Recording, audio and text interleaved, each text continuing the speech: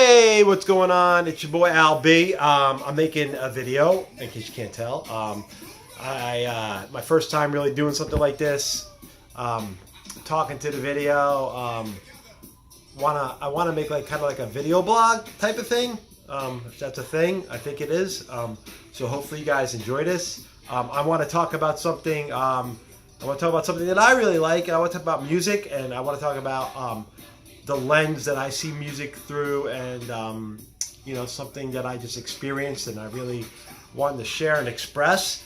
So please comment, please interact, let me know your thoughts. I really would like to hear that. And the topic is going to be Bruce Springsteen, hip-hop pioneer, hip-hop producer, hip-hop innovator. Why am I saying this? Okay, so those of you who know me, I'm a big music junkie, and my favorite genre of music is hip-hop music. Hands down, love hip-hop, huge hip-hop head. But my favorite artist is Bruce Springsteen. And my favorite artist of all time, Bruce Springsteen.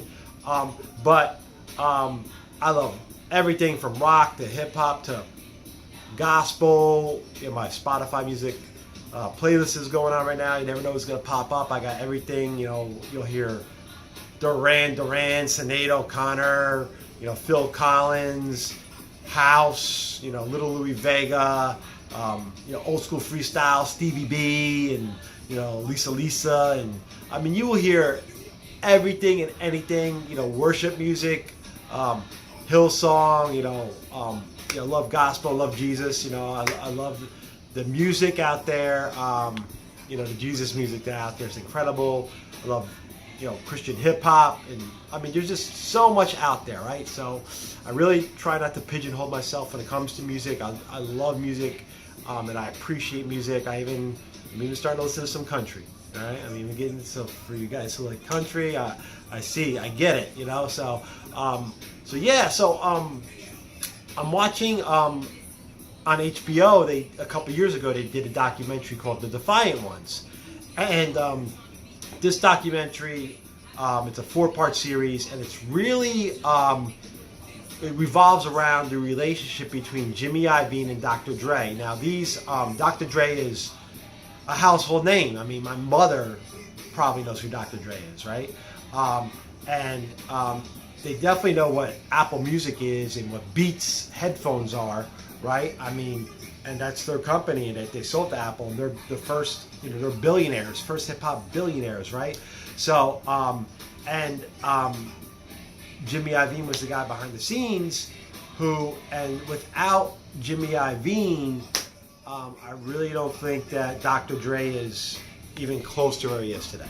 Okay, and he'd probably tell you the same thing. So when you watch the video, you'll see that Snoop and Dre were shopping the Chronic album, and they were trying to get that out, and nobody was giving them a time of day. Nobody wanted to talk to them.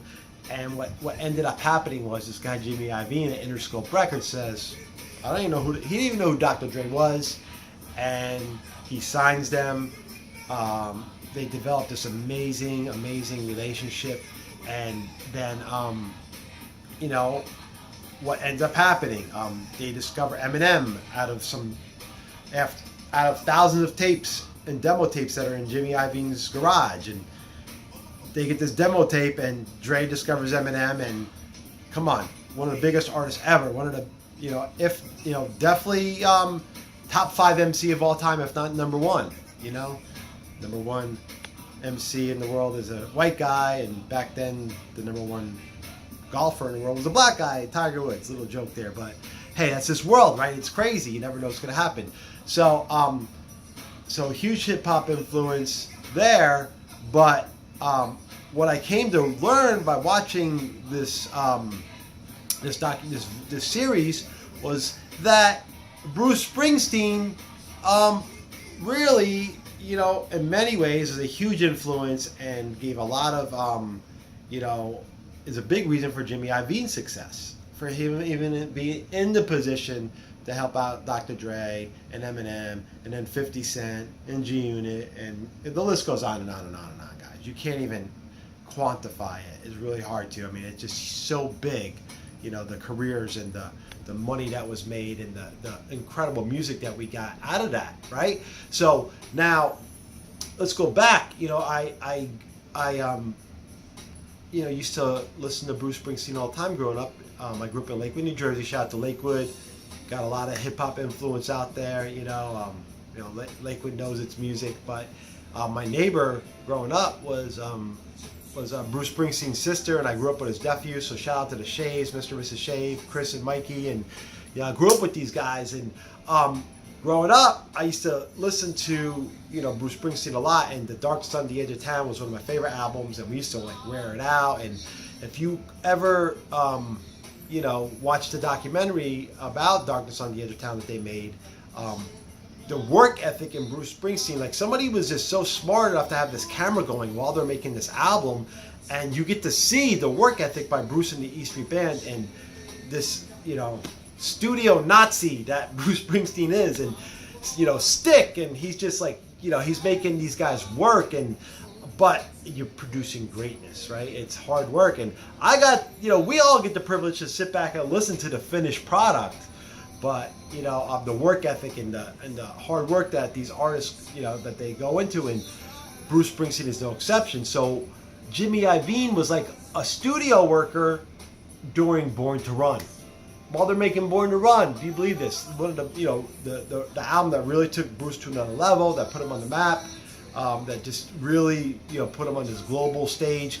And he's Jimmy Iovine's working on it, but Jimmy Iovine was ready to walk off the project because Jimmy Iovine, Bruce was working him to death, and he was literally, you know, he got promoted kind of like on the spot because I think somebody, I don't know what happened, but Jimmy started being more involved in the project. He just kind of started off as a tape guy and stuff, and he got more involved in the project, and you know, he wanted to walk off the project. Bruce's manager talked him to stay in, and he did, and he learned, and he credits Bruce's the work ethic. Jimmy Iovine says, I learned work ethic from Bruce Springsteen. This is where I learned my work ethic. But not only that did he learn work ethic, but the album blew up. His name is a part of it, and now he has notoriety. He has this incredible resume in the music industry, and, you know, he goes on to work with Tom Petty and all these other artists, and gets to be, you know, eventually opens up Interscope Records. So Jimmy's doing that, and along comes Dre. They link up, and the rest is history. So if you've seen the documentary, I want your input. I want to hear what you have to say. If you haven't, go watch it. Then come back and give me your input. But Bruce Springsteen is a hip-hop pioneer. Bruce Springsteen is a hip-hop producer, innovator, influentiator, if that's even a word, right? But really cool. I just love that, you know, two things that I love were brought together during that documentary.